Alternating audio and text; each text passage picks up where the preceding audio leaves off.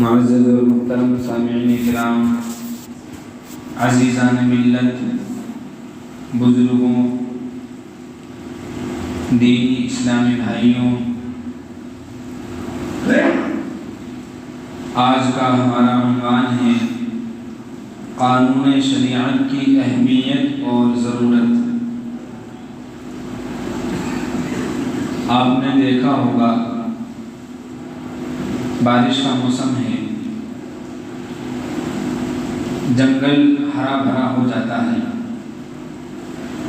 اس جنگل میں آپ کو بہت سے قسم کے پودے نظر آتے ہیں، کوئی کانٹے والا، کوئی پھول والا، کوئی غلے والا، فصل والا۔ دوسری طرف گلشن بھی ہوتے ہیں، باغیچہ جس کو کہتے ہیں، وہاں بھی بہت سے پودے ہوتے ہیں، لیکن وہ سب پودے ایک ترتیب سے ہوتے ہیں، ایک خاص ڈیزائن کے ہوتے ہیں، اور جس میں کوئی فالتو چیز نظر نہیں آتی، کانٹے دار درخت نظر نہیں آتا، اور کوئی ترتیب اور تہذیب کے خلاف چیز نظر نہیں آتی۔ دونوں میں فرق کیا ہے؟ وہاں بھی پودے ہیں، یہاں بھی پودے ہیں، لیکن ایک جنگل کا منظر ہے جس کو جنگل ہی اس لیے کہا جاتا ہے کہ وہ عجیب سا، بے ترتیب سا ہوتا ہے، اور ایک ہوتا ہے گلشن، اس کا بڑا ستھرا، صاف سنوارا ہوا نظام ہوتا ہے۔ دونوں میں فرق ہے مالی کا، جو باغباں ہوتا ہے، باغ کو سنوارنے والا۔ وہاں بھی درخت اور پودے ہیں، یہاں بھی درخت اور پودے ہیں، لیکن دونوں کے اندر فرق ہے کہ وہ جنگل ہے، یہ گلشن ہے۔ اس جنگل کو گلشن بنانے کے لیے، اس جنگل کو منگل اور خوبصورت بنانے کے لیے ایک مالی کی ضرورت پڑتی ہے۔ ایسے ہی یہ انسان ہے اور انسانی سماج ہے، یہ سارا انسانوں کا جنگل ہے، بے پناہ انسان اس میں بستے ہیں، اور ان انسانوں کو ترتیب دینے کے لیے مہذب اور سلیقہ مند، صاف ستھرا اور کسی لائق بنانے کے لیے قانون کی ضرورت ہوتی ہے۔ جیسے وہ مالی، وہ باغباں اس جنگل کو گلشن بنا دیتا ہے اور اس بے ترتیب درختوں پودوں کو ایک ترتیب میں لا کر کھڑا کر دیتا ہے۔ ایسے ہی انسان کے لیے قانون ہوتا ہے جس کی وجہ سے بدعنوانی، بے تہذیبی اور بدتمیزی ختم کر دی جاتی ہے۔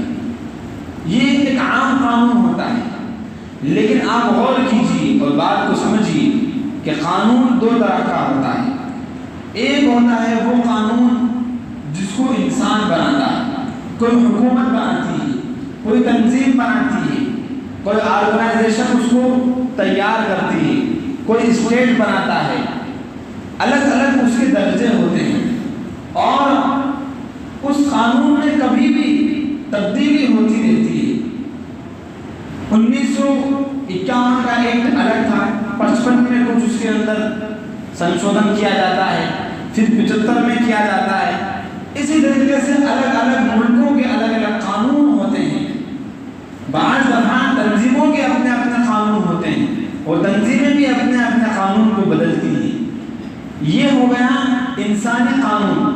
کون سا قانون ہوا یہ؟ انسانی، کسی کو بھی نہیں سمجھ ہوا، بات سمجھنا صحیح سے، انسانی قانون ہے۔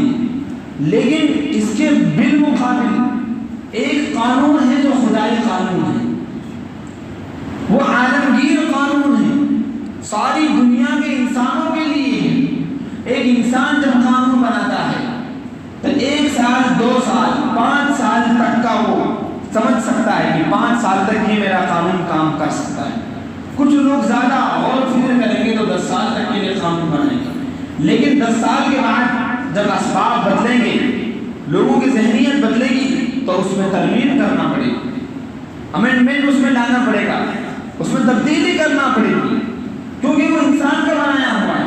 ایک انسان کی سوچ الگ ہے، دوسرے ہزاروں انسانوں کی سوچ الگ ہے، ہر انسان کی سوچ ایک جیسی نہیں ہو سکتی، لیکن ایک خالق ارض و سما، رب کائنات، خالق الانس والجان، انسان اور جناتوں کا پیدا کرنے والا خالق، ساری کائنات کا بادشاہ اللہ رب العالمین، جو جس نے انسان کو بنایا، انسانیت کو بنایا، وہ جانتے ہیں کہ اس کو کس چیز کی ضرورت ہے، کون سی چیز اس کے لیے فائدہ مند ہے، کون سی چیز اس کے لیے نقصان دہ ہے، کون سی چیز اس کو سنوار سکتی ہے اور کون سی چیز اس کو اجاڑ سکتی ہے، کون سی چیز اس کو آباد کر سکتی ہے اور کون سی چیز اس کو برباد کر سکتی ہے، اور کب تک کے لیے اللہ نے جو قانون بنایا، ظاہر ہے کہ وہ ساری کائنات کو بنانے والے ہیں، لہذا وہ جو قانون بنائیں گے وہ قانون ہوگا جو صبح قیامت تک چلے گا،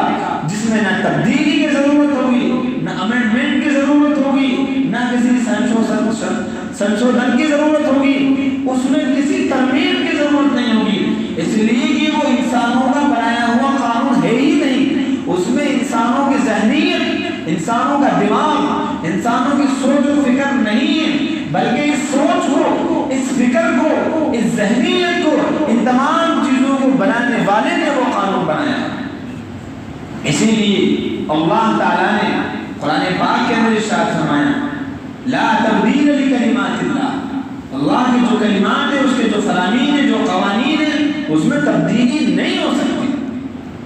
اب آ جائیے جو اللہ کا جو قانون ہے، ابھی بات سمجھ میں آئی ہے آپ کو، ایک انسانی قانون اور ایک الہی قانون، ایک قانون ملک ہوتا ہے، قانون حکومت ہوتا ہے، اور ایک قانون خداوندی ہوتا ہے۔ آپ کو بات بہت اچھے سے سمجھ میں آ گئی ہوگی کہ انسانی قانون کو چند سالوں کے بعد بدلنا پڑتا ہے۔ ٹریفک کا نظام، جب سائیکل دی تو کچھ اور نظام ہوا کرتا ہوگا، جب بائک آئی تو کچھ اور نظام ہوا، آج کل الیکٹرک گاڑیاں آ گئی تو الگ نظام ہے، تیز رفتار کار آئی الگ نظام ہے، ٹول ٹیکس کا نظام پہلے کچھ اور تھا، آج کچھ اور ہے، آئندہ وقت میں کچھ اور ہوگا، ہر نظام چینج ہوتا ہے، بدلتا ہے، لیکن اللہ جو نظام انسانیت کے لیے بناتے ہیں وہ کیونکہ انسانیت کے لیے بنایا، انسانیت کبھی نہیں بدل سکتی، اسباب بدل سکتے ہیں، آس پاس کے سامان اور جو عیش و عشرت کی جو چیزیں ہیں وہ تبدیل ہو سکتی ہیں، لیکن انسانیت تو ایک رہے گی۔ کھانے پینے کی چیزیں بدل سکتی ہیں، بھوک نہیں بدل سکتی، بھوک تو ایک جیسی رہے گی، علاج کے طریقے بدل سکتے ہیں، بیماری تو وہی رہے گی۔ اس لیے اللہ نے جو قانون بنائے ہیں وہ قانون کبھی تبدیل نہیں ہو سکتے، وہ جو قانون خداوندی ہے، وہ جو الہی قانون ہے، وہ جو نظام الہی ہے، اسی کو قانون شریعت کہا جاتا ہے، اور یہی وہ قانون ہے جو دنیا کی آبادی سے لے کر چلا آیا، اور آخر میں شریعت محمد مصطفی جناب محمد رسول اللہ صلی اللہ علیہ وسلم کو وہ شریعت دے کر کے قیامت تک کے لیے اس پر مہر لگا کر دے دیا گیا ہے، اور یہ ان کی تمام ضروریات کا خیال رکھتے ہوئے قانون بنا دیا گیا۔ اسی کو قانون شریعت کہا جاتا ہے، اسی کو قانون الہی کہا جاتا ہے۔ اب آپ سمجھیے کہ اس کی چند خصوصیات ہیں۔ نمبر ایک، یہ جو قانون خدا ہے، یہ جو شریعت ہے، جو حضور پاک صلی اللہ علیہ وسلم کا نظام ہے، جو لائی ہوئی شریعت ہے، اس کی سب سے بڑی خاصیت یہ ہے کہ یہ بالکل مکمل ہے، کمپلیٹ ہے، اس میں ایک رائی کے دانے کے برابر بھی کوئی چیز ایڈ کرنے کی یا ڈالنے کی ضرورت نہیں ہے۔ کیوں نہیں؟ کیونکہ جس رب نے قانون بنایا، جس نے انسانیت کو بنایا، اس نے اپنے کلام پاک میں ارشاد فرمایا اعوذ باللہ من الشیطان الرجیم اليوم اکملت لکم دینکم واتممت علیکم نعمتی ورضیت لکم الاسلام دینا، کہ آج کے دن، یعنی جب حضور پاک صلی اللہ علیہ وسلم پر قرآن پاک کی آخری آیت نازل ہوئی، کہا دین، شریعت، قانون مکمل ہو چکا ہے۔ سب سے بڑا کمال یہ ہے کہ یہ مکمل ہے، 1450 سال سے لے کر آج تک اس میں کوئی امینڈمنٹ نہیں ہوا۔ 1450 سال میں ہزاروں نسلیں گزری ہوں گی، سینکڑوں فیملیاں، کتنے ہی لوگ اس میں داخل ہوئے، اور کتنے ہی لوگ ہمیشہ کے لیے سو چکے، مر چکے، کروڑوں انسان اس میں آئے، چلے گئے، سما گئے، لیکن اس میں کوئی تبدیلی، ترمیم یا کسی دوسری چیز کو ایڈ کرنے کی ضرورت پیش نہیں آئی، کیونکہ یہ اللہ کا قانون، اس میں تبدیلی نہیں ہو سکتی۔ جیسا کہ मुशरिकीन अरब, मक्का के मुशरिकीन जो थे वो हुजूर पाक सल्लल्लाहु अलैहि वसल्लम के पास एक वफ्द बनाकर उन्होंने भेजा। चंद लोग हुजूर पाक सल्लल्लाहु अलैहि वसल्लम के पास आए, 5 लोग थे। जाहिर सी बात है कि होशर को बिदात पर जिनका गुजारा, होशर को बिदात पर जिनका गुजारा कैसे हो सकती है शरीयत को गवारा, शरीयत को गवारा नहीं कर सकते। वो आए, आने के बाद उसने कहा कि आप हमें दावत देते हो, हमें बुलाते हो, बहुत अच्छी बात है, हमारी भी एक फरमाइश है, आप हमारी एक बात मान लीजिए। क्या बात है?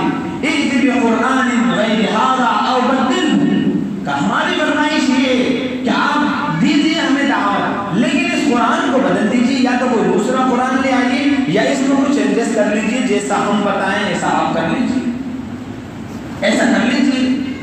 हुजूर पाक सल्लल्लाहु अलैहि वसल्लम ने इरशाद फरमाया, आयत नाज़िल हुई, फरमाया कि मेरे बस में, मेरे इख्तियार में ये चीज़ नहीं है कि मैं इसको तब्दील कर दूँ, मिन तिलकाई नफ्सी, ये मेरी तरफ से नहीं है, ये तो इन हुआ इल्ला वही यूहा, अल्लाह की तरफ से नाजिल की जाने वाली वही है, ये नहीं हो सकता, आप जो चाहें कर लीजिए, इसमें तब्दीली नहीं हो सकती। जिस वक्त अबू तालिब के पास बहुत से सरदारान कुरैश आए, जमा हुए, और आने के बाद ऑफर दिया कि जाओ मोहम्मद से पूछ लीजिए क्या चाहिए, सारी दुनिया की दौलत खरनों में डाल देंगे, दौलत चाहिए, वो लड़की चाहिए, पूरे अरब में हसीन जमील खूबसूरत जिस लड़की का कहेंगे वो ला कर दे देंगे, या फिर हुक्मरानी चाहिए, हम सब अपने सर का ताज मानने के लिए तैयार है। लेकिन ये जो मिशन है, ये जो शरीयत है, ये जो दीन है, ये जो कानून है, कहीं इससे ज़रा आप पीछे न जाइए, इसको ज़रा से दूर रख दीजिए और हमारे जैसे सिविलियन हो जाइए। फरमाया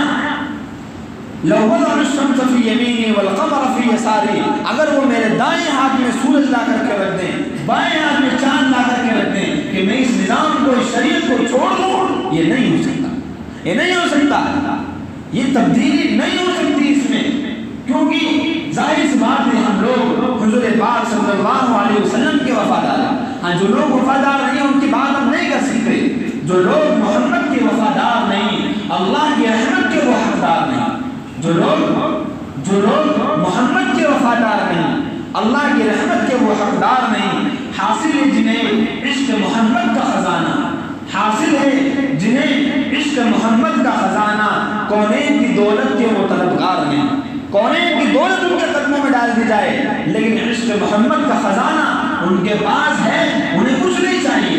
हमारे पास कुरान है, इश्क मोहम्मद का खजाना है, हम उसके अंदर सरशार हैं, लिहाजा हम कभी भी अपनी शरीयत में या कानून में तब्दीली का खान नहीं हो सकते। तो इसकी पहली खासियत है कि ये कामिल अकमल है। दूसरी खासियत ये है कि इसमें हर एक का ख्याल रखा गया, हर एक के फितरत का ख्याल रख कर के शरीयत का कानून बनाया गया है। ये बिल्कुल नेचर के मुताबिक है, फितरत के मुताबिक है, फितरत से हम आहंग है। कैसे फितरत के मुताबिक है? फितरत के मुताबिक क्योंकि इसका बनाने वाला जो रब है उसी ने तमाम तबीयतों को बनाया, तमाम फितरतों को बनाया, लिहाजा वो जानता था कि मर्द की फितरत क्या है, औरत की फितरत क्या है, लिहाजा तलाक का इख्तियार किसको देना चाहिए? मर्द को देना चाहिए। अल्लाह ने तलाक का इख्तियार मर्द को दिया, औरत को नहीं दिया। क्यों नहीं दिया?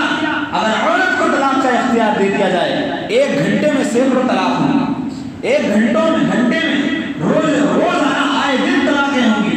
औरत बहुत बिजल मिजाज की हुआ करती है। दूसरी बात, कानून तलाक का निजाम होना चाहिए या नहीं होना चाहिए, ये भी अल्लाह ने फैसला किया। इंसान निकाह कर लेता है, शादी कर लेता है, बहुत सी मर्तबा दोनों में नाखुशगवारी पेश आ जाती है, तलखियां पैदा हो जाती हैं, और दोनों की जिंदगियां एक दूसरे से हम आहंग नहीं हो पाती, और अब कोई रास्ता नजर नहीं आता सिवाय इसके कि एक मेज पर बैठ करके जैसे मिले थे वैसे अलग हो जाए, न कोई झगड़ा हो, न कोई मामला हो, बल्कि जैसे साथ हुए थे ऐसे अलग हो जाए।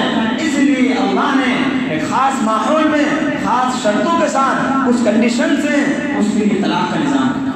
दुनिया के दूसरे निजामों को देख लीजिए, वहाँ तलाक का कोई सिस्टम नहीं।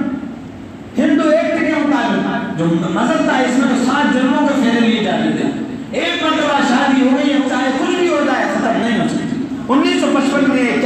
اس میں ایکٹ میں تبدیلی کی گئی، ہندو ایکٹ میرج ایکٹ میں تبدیلی کی گئی، اس میں تبدیلی ہو سکتی ہے، نظام و خدا میں تبدیلی نہیں ہو سکتی، یہ کامل ہے، مکمل ہے۔ میں آپ کو بتاؤں، آپ سب نے سلطان صلاح الدین ایوبی رحمۃ اللہ علیہ کا نام سنا ہوگا۔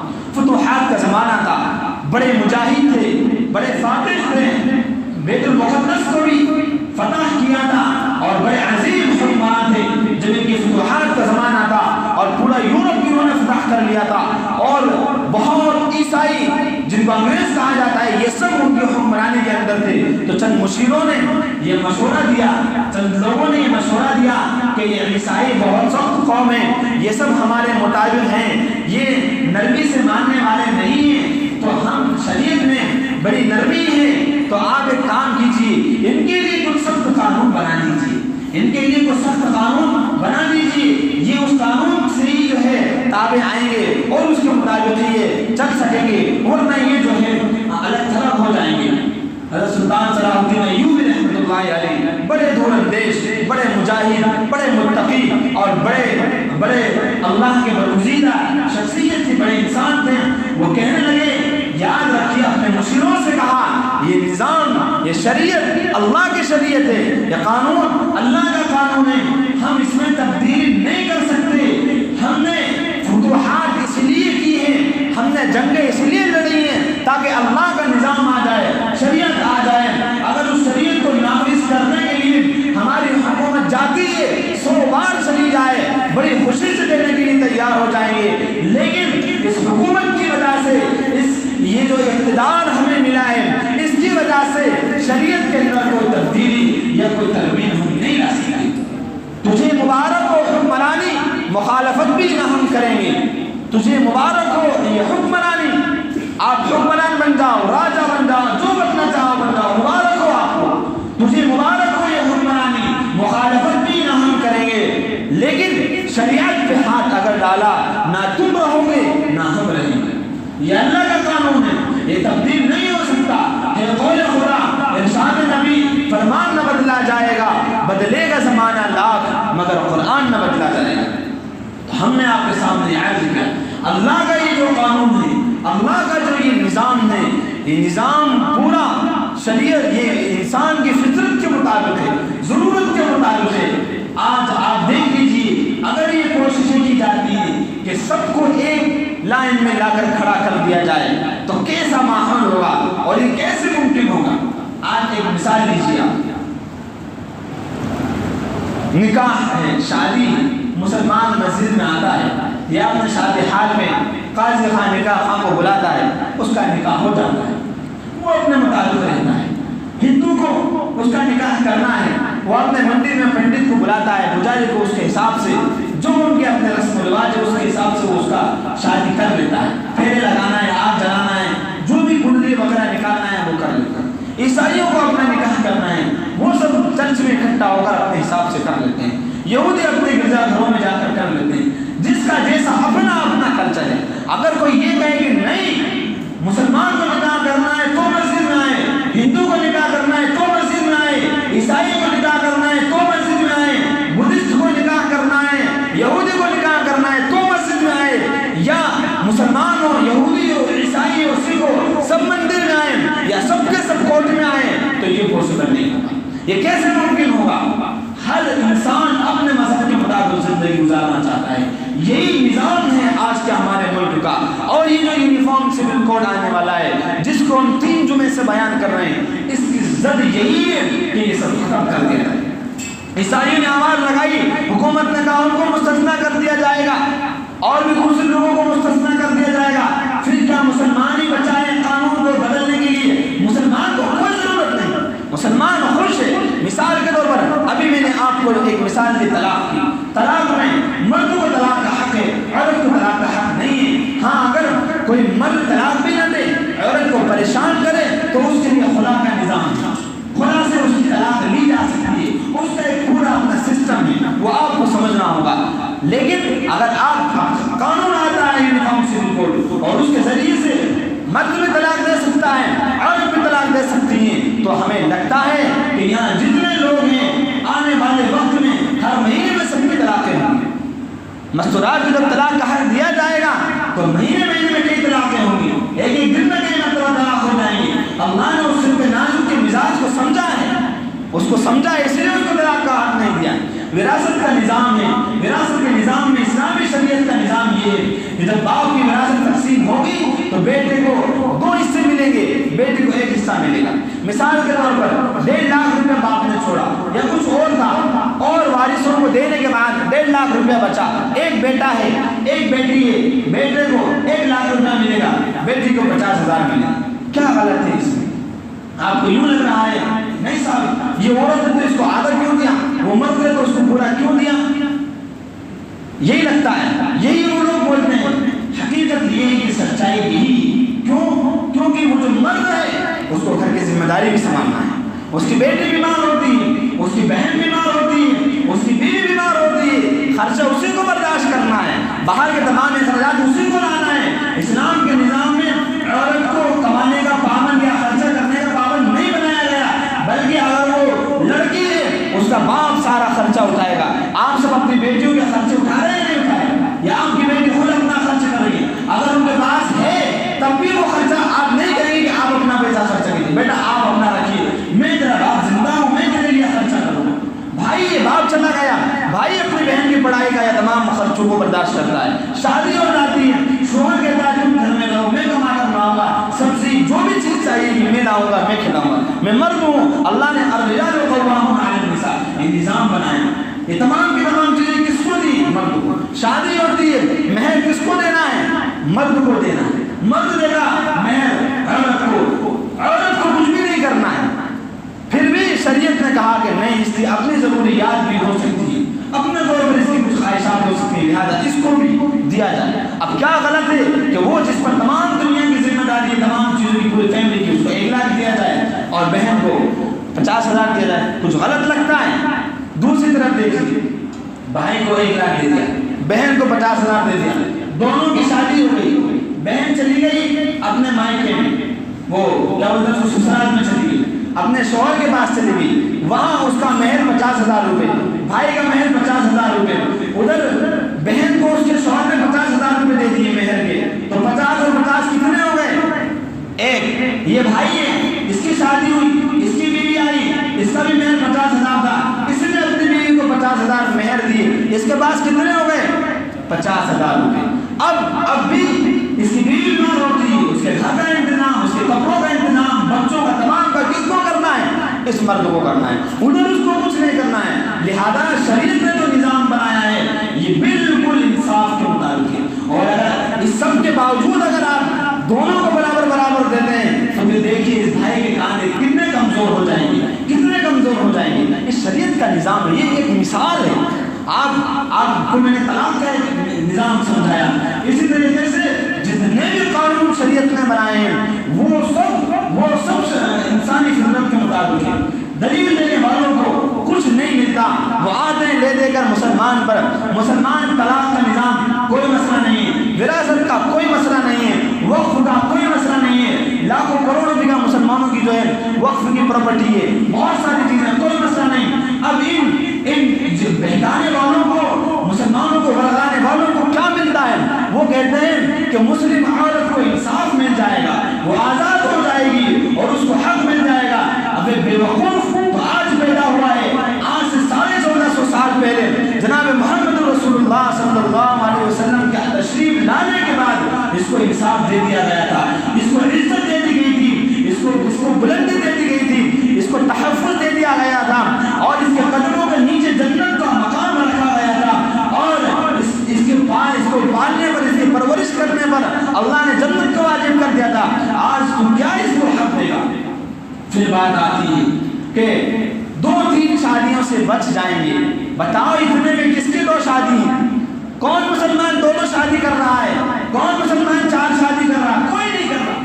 کون کر رہا ہے؟ کوئی نہیں کر رہا۔ کون روز طلاق دے رہا ہے؟ کوئی نہیں دے رہا۔ سب جس کا طلاق کا مسئلہ رہتا ہے مسجد میں بیٹھ کر امام کے سامنے سب حل ہو جاتا ہے۔ یہ صرف وہ معاملات ہیں کہ مسلمانوں کو الگ تھلگ کرنے کے لیے، الجھانے کے لیے، یا یہ کہ پریشان کرنے کے لیے ایک ماحول تیار کیا جانا ہے، اس کا کوئی فائدہ نہیں۔ ہاں اگر آج آپ کو قانون کی ضرورت ہے، بہت ساری جا رہی ہے۔ آپ کو معلوم ہے ہمارے شہر میں منڈی میں ایک مندر کے پنڈت نے پجاری نے 4 سال کی لڑکی سے ریپ کیا، اس کو مارنے کی کوشش کی، اس کے خلاف FIR ہوئی، پاسکو ایکٹ میں اس کو جیل بھیجا گیا۔ کہاں گیا نظام؟ کہاں ہے تمہارے دھرنے؟ کہاں ہے قانون؟ روزانہ کتنے بچیوں کی جو ہے عصمتیں لوٹی جاتی ہیں۔ آپ کہیں گے تحفظ کا مسئلہ مسلمان پر لا کے ڈال دیتے ہیں، آپ بول دیتے ہیں۔ کل کی نیوز دیکھیے، اس سے پہلے کی دیکھیے، پڑوسی ملک کو سیکریٹ پلان کی جانکاری دینے والے جو روزانہ پکڑے جا رہے ہیں، جو کسی کو 50,000 مل رہا ہے، کسی کو 10 لاکھ مل رہا ہے، یہ سب کون ہے؟ کوئی مسلمان نہیں، یہ سب وہ لوگ ہیں جو نان مسلم ہیں۔ اس کے باوجود نشانہ کس کو بنایا جا رہا ہے؟ مسلمان کو۔ اس کا مطلب یہ ہے کہ یونیفارم سول کوڈ سے آپ کی نیت صاف نہیں ہے، آپ کی نیت داغدار ہے، اس میں جھول ہے، آپ ملک کا بھلا نہیں چاہتے۔ اگر آپ بھلا چاہتے ہیں تو آپ کبھی نہیں چاہتے کہ یہ قانون 1970 یا اس سے پہلے کے بعد 78-79 میں یہ قانون لانے کی کوشش کی گئی تھی۔ ایک طبقہ مسلح ہو کر کے حکومت کے خلاف آ گیا تھا، کئی جانیں گئی تھی، اس سے معاملہ ختم ہوا اور اس وقت میں سمجھ میں آیا تھا کہ یہ ایک جیسا نظام نہیں لایا جا سکتا، نہیں لایا جا سکتا۔ آپ کیسے ایک ٹیبل پر ایک میز پر سب کو بٹھائیں گے؟ کیسے؟